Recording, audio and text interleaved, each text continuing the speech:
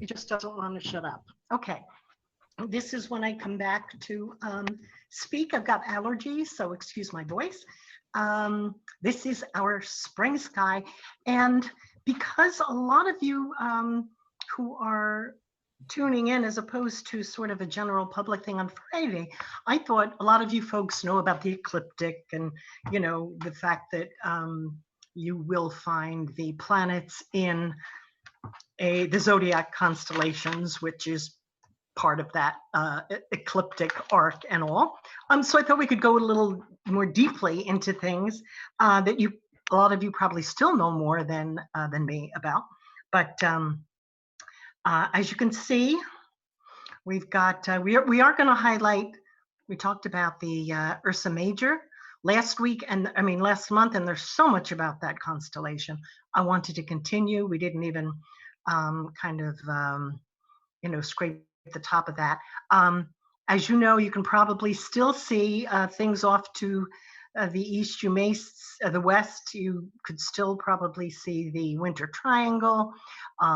We can see, of course, Leo with the bright star Regulus. And don't forget this star, Arcturus. A lot of people wonder what that is because it is so bright. And one of the things that never fails any of us, no matter how much we know, is taking the Big Dipper part of the Ursa Major constellation, doing that arc to Arcturus, and then speed on to Spica.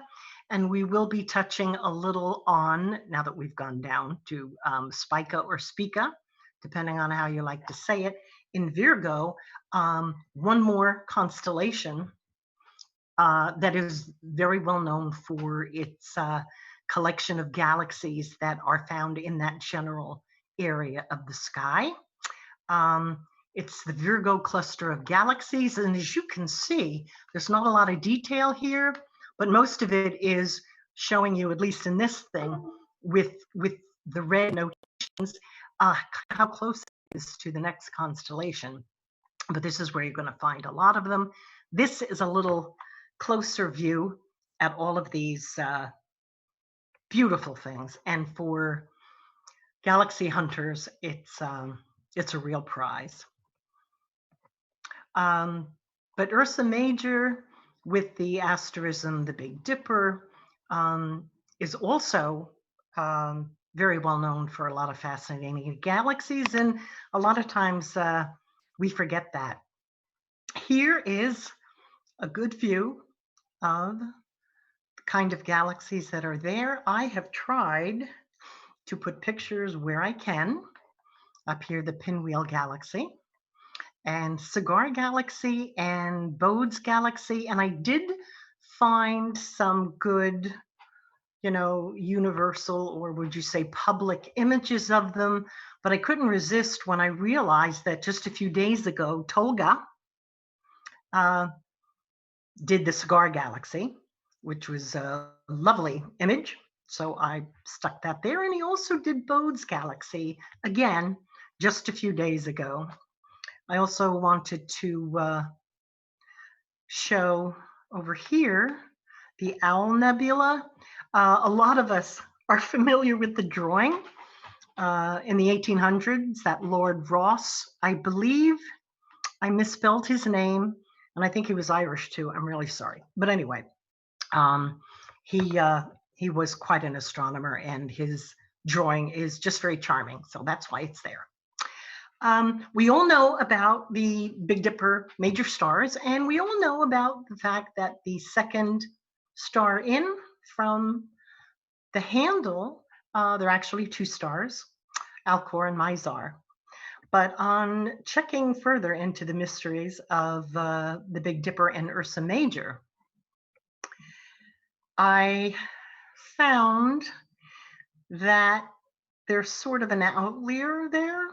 All the stars are whitish blue except for one, and it is pronounced Dub with the little suggestion of an E at the end, or Dub, depending on what you Google and whether you're talking to Merriam-Webster or whatever. But apparently this is expanded into quite a red giant. I haven't really gotten a chance to go outside, especially with binoculars, and test that idea, whether you can just see something that's a little less blue and a little more white-yellow than the rest of them. But that was fascinating to me. And then finding out that there's something called the Ursa Major moving cluster, and they're all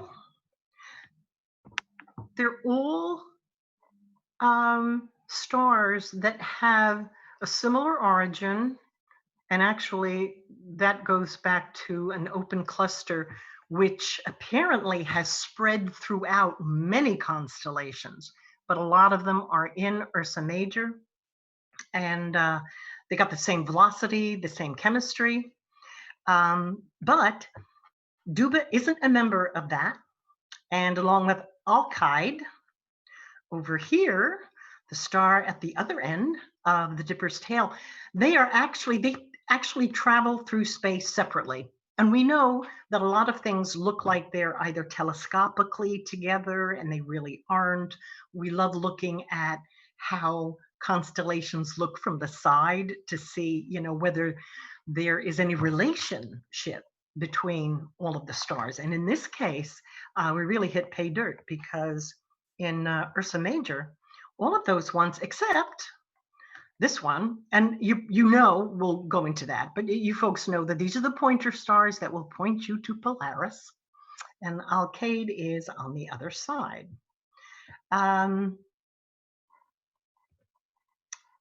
it actually translates as the leader of the daughters of the beer, which is really a beautiful, I guess, hauntingly beautiful concept of how the Arabs looked at this. The handle stars are the mourners, and the bowl is the coffin. And it seemed that if she was ahead here, they were not following the coffin, but the coffin was behind. But for anyone who would like to look up funeral practices, which I would like to do, but if I got further and further into my slides, I would never finish, and we don't want that. But that's lovely. As I said, it's a moving cluster. They're kind of young. They're 50 million years old. And when you think about it, I mean, they are blue-white, which tends to be, you know, the early part of a star. Some stars burn out quickly, so their age may not, you know, represent the color, because they're two kind of, they're apples and oranges. But remembering that I don't know exactly what was on Earth 500 million years ago, but that was the point where one would look up, or a life form would look up and not really see those stars, and certainly not in that configuration. Now, the cool thing is they are drifting slowly, and this is all of the open cluster that covers several constellations. Again, you could look that up. They're all heading for Sagittarius for some reason, and very slowly. You can see one full moon diameter every 16,000 years. So there's a lot of things that you just can't stick around long enough to prove. The cool thing about this is, you know, we had this last month where you see the Big Dipper over time. And I went back to that. And as you can see, the beginning and the end, sort of both ends, are really going in their own direction. And these guys aren't changing very much. So it really is kind of a neat thing to realize that these all have a pretty good relationship, and that these two, when they move on their own, are going to be mostly responsible for the disappearance of that Big Dipper shape that we look at. But things have changed over time, and we're not going to have to worry about that, I guess. If you can see up top, it does show you BC and AD eras. This is something I love to do, look at the Big Dipper and any constellation and see actually how far apart they are, and whether they occupy really different parts of space. And again, as you can see, these folks are not very far apart. What you do is you have Alcade and Dupa kind of doing their own thing. They're not tremendously farther out, but I just love to do that with every constellation I can, and this is no different. Now we got to get back to Ursa Major and Ursa Minor, a little animal cuteness here. All right. The thing is, we all know about this. How do you find the North Star, which is Polaris? And a lot of us have been asked, oh, is that the North Star? Is this the North Star? Is this the North Star? And we do end up telling people, you know, it's really not only not the brightest star in the sky, but it is quite faint. And you really have to look. And here, this gives an idea of how it would look, probably in binoculars, actually. I love pictures that have photographs. I mean, this is a graphic driven over a photograph, but photographs and books show you how the sky really looks, and helps transfer that panic when you realize you're looking at spots and dots on a page, and you have to transfer that to overhead to learn the sky. Now, the cool thing is that we don't always have Polaris. This is Precession, which, as you know, we all sort of wobble on our axis. And the cool thing about this one, a lot of these graphics will show you different stars. This shows Vega pretty much halfway through. And I always talk about Vega in that respect when we're studying Lyra, which will be coming up in the summer. And the fact that, oh yeah, it's this star that was featured in Contact. That's where Jodie Foster apparently went, or where they were getting signals from. The other ones are not very well known. And this actually isn't Deneb. I think it's Demeb up here. Okay, I have to check it out because Deneb, as you know, is a pretty, let me get my pointer back, is a pretty bright star.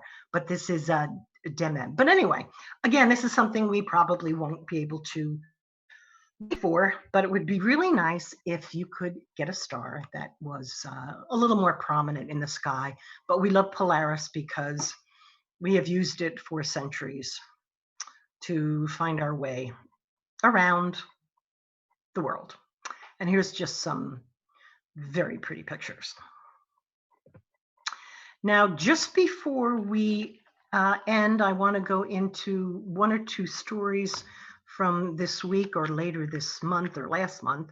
Also, when we're asked to look for things, and right now we're not really having that experience at Sperry, but one of the things that people would love us to point our telescopes at, and this is for all of us who are looking for the next beautiful thing, this is Hercules, and everybody loves to look at it. Everyone also loves to see the beautiful star cluster in there. So I'm just going to bring that up a little bit.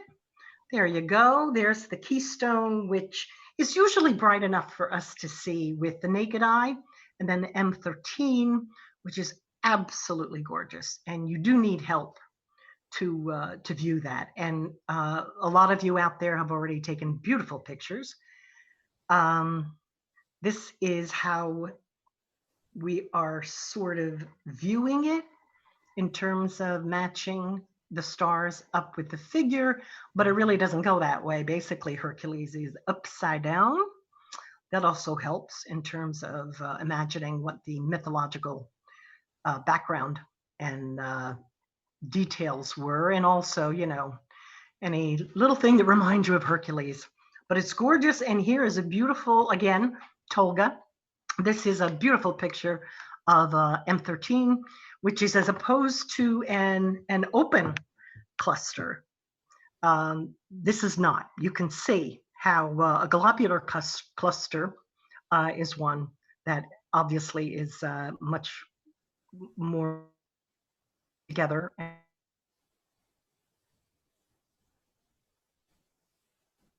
Formed, and the stars are it looks like a, as a lot of you know, just looks like a diamond necklace, brooch, or starburst, whatever, when you look at it in the telescope.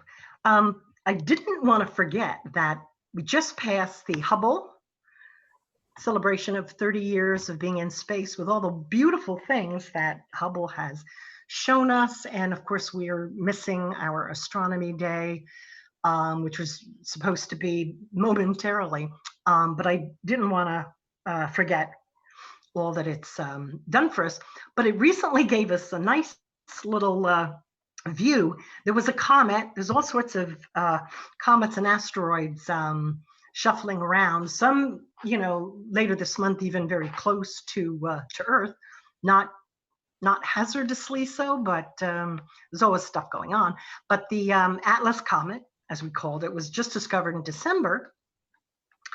And then the comet started to dim, and it started to break apart. So actually, just a few days ago, we got a very nice image by the good old Hubble. And there it is, coming apart. Not that far, actually. Not that far at all. We have a yes and no series of expectations for the Eta Aquarids, which is, as you know, the meteor showers are usually from a comet or an asteroid. And in this case, it's kind of special because it is from Halley's Comet.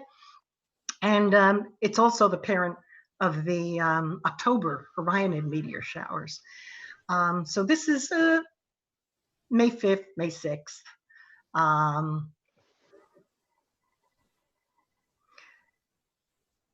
It should be, if you can catch them, the radiant should mean you get a fairly good sight here. And as I said, it's May 5th and 6th. Usually, as you know, the period for meteor showers are larger than, we usually talk about the peak, and that's also good to talk about. This we're probably closer to maybe 10 meteors per hour. And again, every year is different. But I realized, first of all, the moon is not cooperating. It's going to be a gibbous moon. It's just days away from being full, and it's not going to set until close to dawn. So we sort of have that to deal with. However, I just learned that there's a thing with Jupiter's gravity, and this must be a good year. And so maybe it's going to make the meteor stream just a little richer, you know, and here's hoping. I'm knocking on my dining room table. And there you have it, folks. Be well. Wonderful that we can still get together. And even though there was an idea that there might be sort of a smiley face at some point, and then it turned out to not be so, what I realized looking at this particular picture is every time you see a crescent moon, look at it as that wonderful illustrator for Lewis Carroll, Alice's Cheshire Cat. Everything disappeared except the smile. So look at it that way. Wonderful. And here are some of my people who have helped along the way, and a special nod to my Team E. And that is it. Thank you very much. Thank you, Kathy. Okay, does anybody have any questions for Kathy? Nancy raised her hand. Nancy, can you put in a question and answer?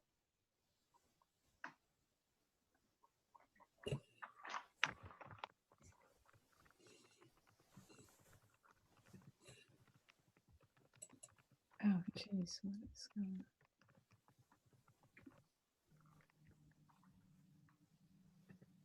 on? Okay, Nancy, if you want to talk, go ahead. Can you hear me? Yes. Okay. Kathy, could you show that slide of the meteor shower again? I just want to take a picture of it. Sorry? I said, can you show the slide of the meteor shower? I want to take a picture of it. So I have it. Yes, ma'am. Because I can never find out something that's easy to show meteors, and this one is really good. It has everything all on Yeah, one. right? Not that one, no. It's toward the end, right? And I'm going to try to make it a little bigger for you.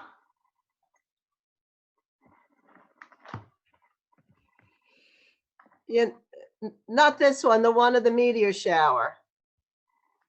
Like you had the location and the time. Oh, okay. Yeah, I'm sorry. I thought since this is a photo rather than a, let's go here and let's go here. That one, yeah, that one, yeah. Okay. I find Sky and Tell usually has, and this is an older one. I don't remember where this is from. Tell you. All right, I think I got it. Let me see if I can. Yeah, good, thank you. All right, so I could use that, look it up at 4:30 a.m. on May 6th. Thanks. Oh, you're welcome. I was only getting like graphics of the planets, early morning for May. It only came today. I was even checking at midnight, and neither magazine had flipped into May, but at some point during today, they did. Bonnie, you raised your hand. Do you have a question? I don't know if Bonnie has a microphone. If you have a question, Bonnie, can you type in your question, please?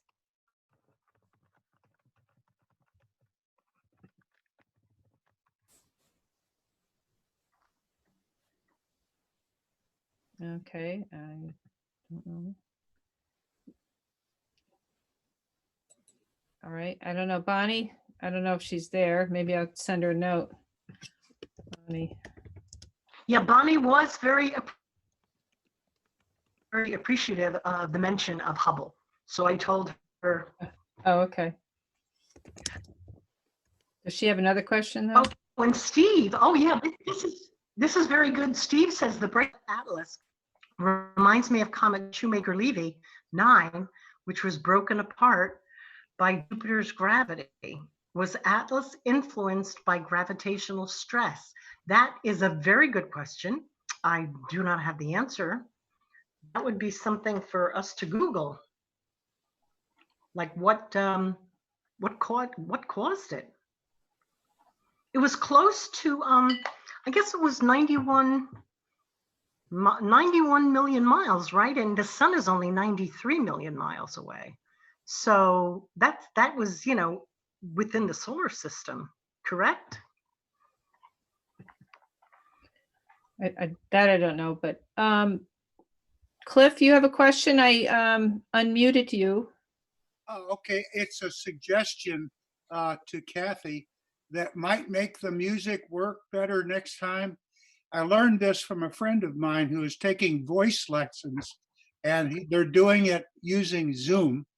And if you go to the lower left corner of the screen, there's a settings thing, at least there was before I got unmuted, that says audio settings. And there's an advanced button in the window that comes up. And all you have to do is select show in meeting option to enable original sound from microphone. And it makes the music much, much, much better. They were finding that it was only displaying every other note that the guy was singing until they learned about that. And then all of a sudden the music got better. Thank you. Oh, no, I appreciate that. Say that again, Cliff, because I brought that up on my screen. What area do you? If you can find Settings. Yeah. audio settings, Yes. there's an advanced button in that. Oh, On okay. the lower right.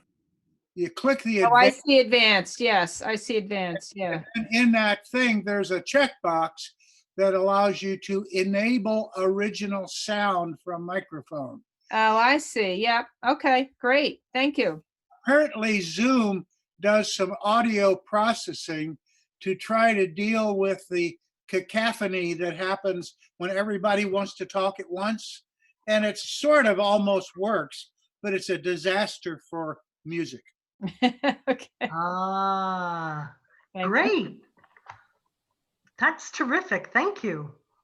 Yeah, I see all the noise suppression settings underneath that checkbox too, with echo cancellation and intermittent background noise, persistent background noise.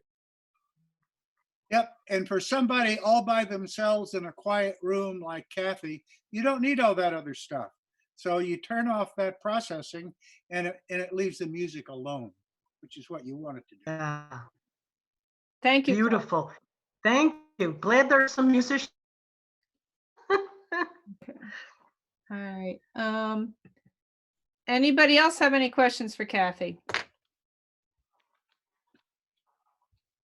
No, I think we answered all the questions then. Okay. Oh, just one thing, Mary.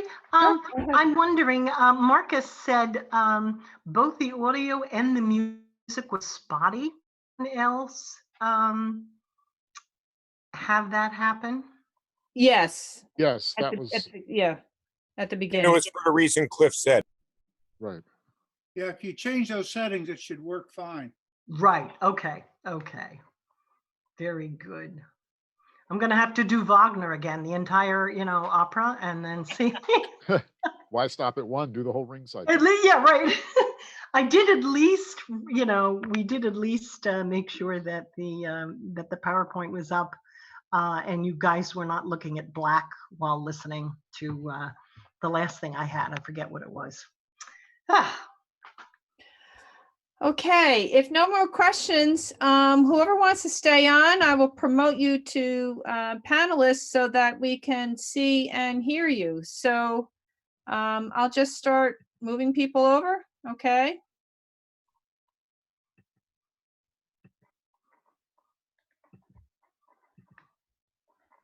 And let's see. It's going to take me a little bit, everybody, so just bear with me, okay?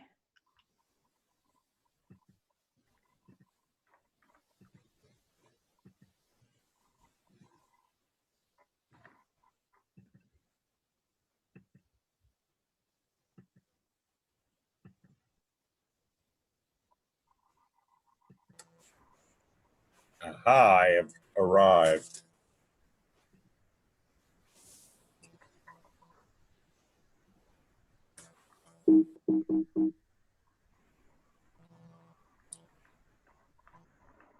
Is that mountain on your screen, Mary?